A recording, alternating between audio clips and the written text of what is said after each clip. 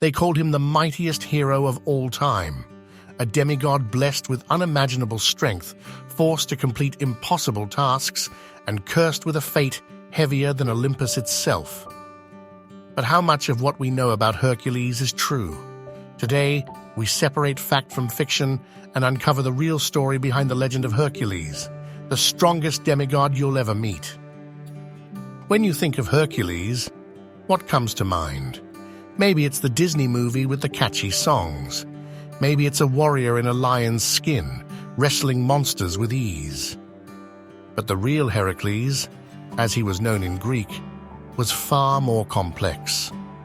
His story comes from Greek mythology, specifically sources like Apollodorus's Bibliotheca and Euripides' Heracles.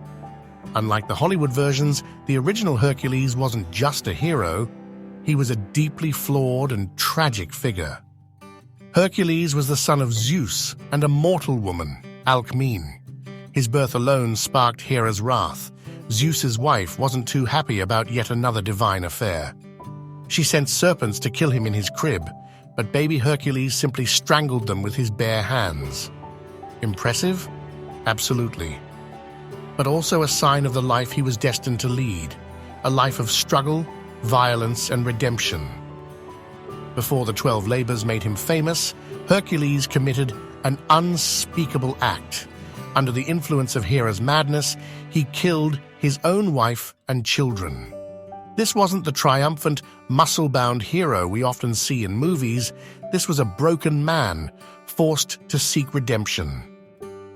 To atone, the Oracle of Delphi ordered him to serve King Eurystheus and complete 12 nearly impossible tasks, and so began the most famous trials in mythology. The 12 labors of Hercules are legendary, but over time, they've been exaggerated or simplified. Let's set the record straight. The Nemean Lion. Not just a big cat, but a beast with impenetrable skin. Hercules didn't simply punch it, he had to wrestle it and strangle it with his own hands. The Lernaean Hydra, forget the Disney version where he slices heads off left and right. In the real myth, he needed help from his nephew Iolaus, who used fire to cauterize the stumps so they wouldn't regrow. The Augean Stables, one of the trickiest labors. Instead of shoveling, Hercules redirected 2 rivers to wash away years of filth in one day. And the list goes on, capturing the Erymanthian boar, stealing the apples of the Hesperides, and even wrestling Cerberus in the underworld. Each trial tested more than his strength. It tested his mind, his will, and his endurance. One of the most iconic moments? His fight with the Nemean Lion. Imagine facing a beast whose hide could not be pierced by any weapon. Arrows shattered against its fur, swords bounced off like twigs. Hercules had to adapt. He trapped the lion in a cave and used his sheer strength to choke the life out of it. This wasn't just a display of power, it was a testament to his resourcefulness and determination. Afterward, he even wore the lion's pelt as armor, a symbol of his first great victory. Hercules was not just a warrior, he was a deeply troubled figure. He sought redemption for his past sins, but his violent nature often led him into more tragedy. He fought in wars, accidentally killed his own music teacher, and even battled the gods. His story is one of heroism, yes, but also of struggle, identity, and the cost of power. In the end, Hercules met a painful fate.